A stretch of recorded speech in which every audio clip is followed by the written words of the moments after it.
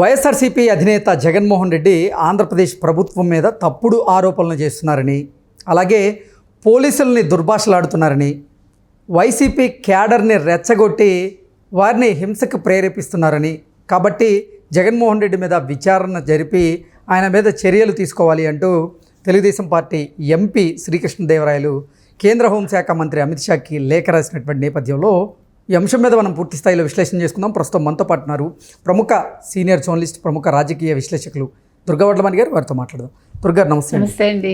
వైఎస్ఆర్సీపీ అధినేత జగన్మోహన్ రెడ్డి ఆంధ్రప్రదేశ్ ప్రభుత్వం మీద తప్పుడు ఆరోపణలు చేస్తున్నారని, పోలీసుల్ని దుర్భాషలాడుతున్నారని, వైఎస్ఆర్సీపీ కార్యకర్తలను రెచ్చగొట్టి హింసకు ప్రేరేపిస్తున్నారు, కాబట్టి ఆయన మీద విచారణ జరపాలి, తగిన చర్యలు తీసుకోవాలి అంటూ శ్రీకృష్ణదేవరాయలు ఇప్పుడు కేంద్ర హోంశాఖ మంత్రి అయినటువంటి అమిత్ షా గారికి లేఖ రాయడం జరిగింది. ఏంటి అసలు ఏం జరుగుతుంది అంశం?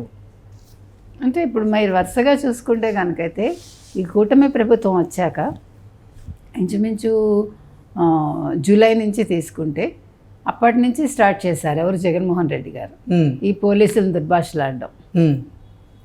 ఇంకొకటి ఏంటంటే చాలా నీచంగా ఆయన మీ పోలీసుల్ని మీ గుడ్డలు ఓడదీసి మిమ్మల్ని లాక్కొస్తాం, లేకపోతే మీ గుడ్డలు ఓడదీసి మిమ్మల్ని కొడతాము అంటూ మాట్లాడడం జరిగింది.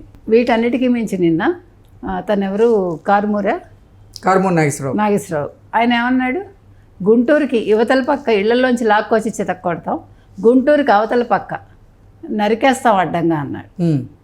అంటే ఏంటి అసలు? అంటే ఇవాళ లావు శ్రీకృష్ణదేవరాయలు వెళ్ళి కంప్లైంట్ చేయడం తప్పు కాదు అనేది క్లియర్ కట్గా అర్థమవుతుంది. అంటే వైసీపీ ఒక అజెండాతో ముందుకెళ్తోంది. మీకు గుర్తుంటే ఆ మధ్య కాలంలో గోరంట్ల మాధవ్ నిన్న అరెస్ట్ అయ్యారు చూడండి.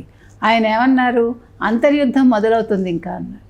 అంటే వీళ్ళు ఇచ్చే స్టేట్మెంట్స్, వీళ్ళు చేస్తున్న పనులు, వీళ్ళు మాట్లాడుతున్న మాటలు మీరు చాలా జాగ్రత్తగా గమనించాలి. సో ఎక్కడికక్కడ వీళ్ళు ఏ రకంగా అల్లర్లు సృష్టించాలి, బికాజ్ వాళ్ళు ఏం చేయటానికి వాళ్ళకి అవకాశం దొరకట్లా. వాళ్ళు ఏమనుకున్నారంటే ఈ కూటమి ప్రభుత్వం రాగానే అందరినీ అరెస్టులు చేసేస్తుంది, ఈ రెడ్ బుక్ పెట్టుకుని మన అందరి బతుకు జైలే అనుకున్నారు. కానీ అందుకు భిన్నంగా కూటమి అసలు వీళ్ళ మీద దృష్టి పెట్టకుండా, అసలు రెడ్ బుక్ అనేది ఎవడు పట్టించుకోకుండా, కూటమిలో ముఖ్యంగా లోకేష్ పట్టించుకోకుండా ఎవరి పని వాళ్ళు చేసుకుంటూ, ఓ పక్క అమరావతి, ఓ పక్క పోలవరం అభివృద్ధి, సంపద సృష్టి, లేకపోతే పరిశ్రమలు తీసుకురావడం, ఇట్లా రకరకాలుగా జరుగుతున్నాయి. ఈ నేపథ్యంలో ఏమైందంటే మీరు చెప్పినట్టుగా జూలై 22 ఫస్ట్ అతను అసెంబ్లీ గేట్ దగ్గర పోలీసులను తిట్టాడు. తర్వాత నవంబర్ 7వ తారీఖు మళ్ళా తిట్టాడు ఆయన. తర్వాత మీరు వరుసగా చూసుకుంటే కనుకైతే 13 ఇప్పుడు పులివెందుల హెలిప్యాడ్ దగ్గర ఈ ఏడాది జనవరిలో అనమాట డిఎస్పి మురళీ నాయక్ని హెచ్చరించాడు ఆయన.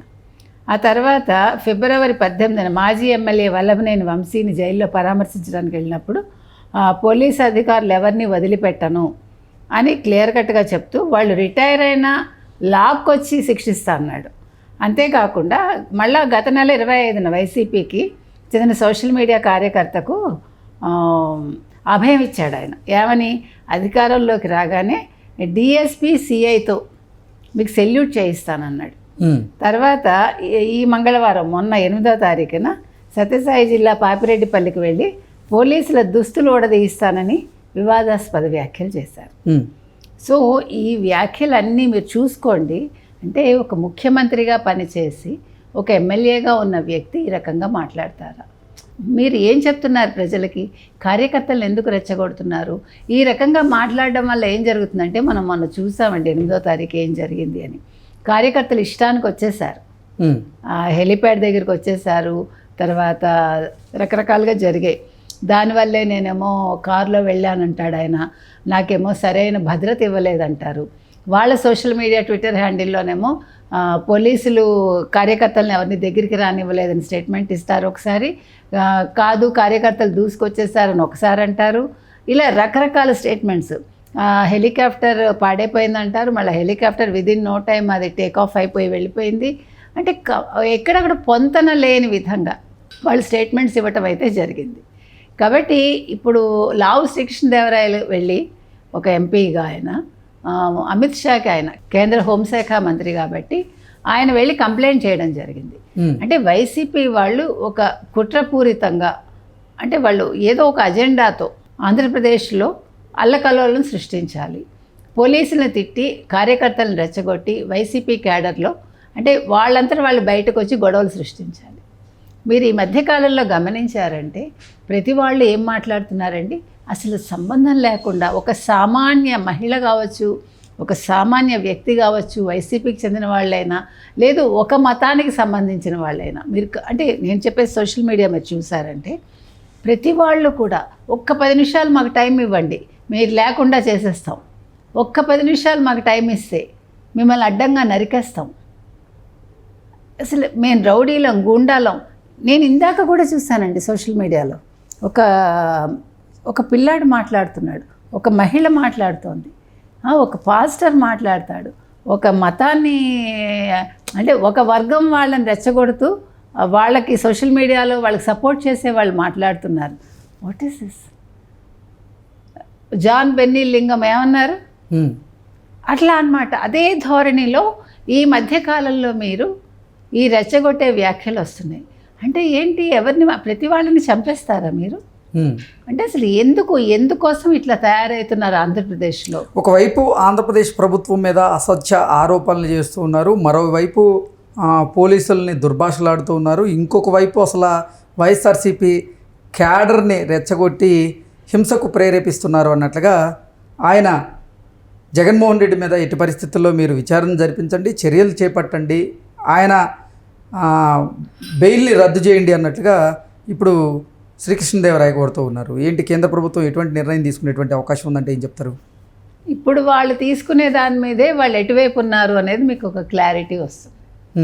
ఇప్పుడు నిజంగా అమిత్ షా కనుక ఆయన బెయిల్ రద్దు చేయడానికి చర్యలు తీసుకుంటే, ఎందుకంటే 11 ఆర్థిక నేరాల మీద 9 ఈడీ కేసులు ఉన్నాయండి ఆయన మీద.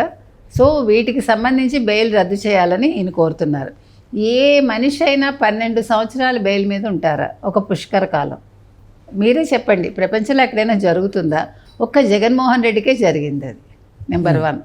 నెంబర్ 2, ఇంకా జగన్మోహన్ రెడ్డికి బీజేపీ సపోర్ట్ ఉంది అని వస్తున్న అంటే మాటలు రకరకాలుగా వస్తున్న నేపథ్యంలో ఇప్పుడు కనుక కేంద్రం జగన్మోహన్ రెడ్డి బెయిల్ రద్దు చేస్తే కనుకైతే ఖచ్చితంగా బీజేపీకి ఒక మైలేజ్ వస్తుంది. లేదంటే మాత్రం ప్రజల్లో ఇంకా ఎక్కడో ఒక అనుమానం ఉందండి.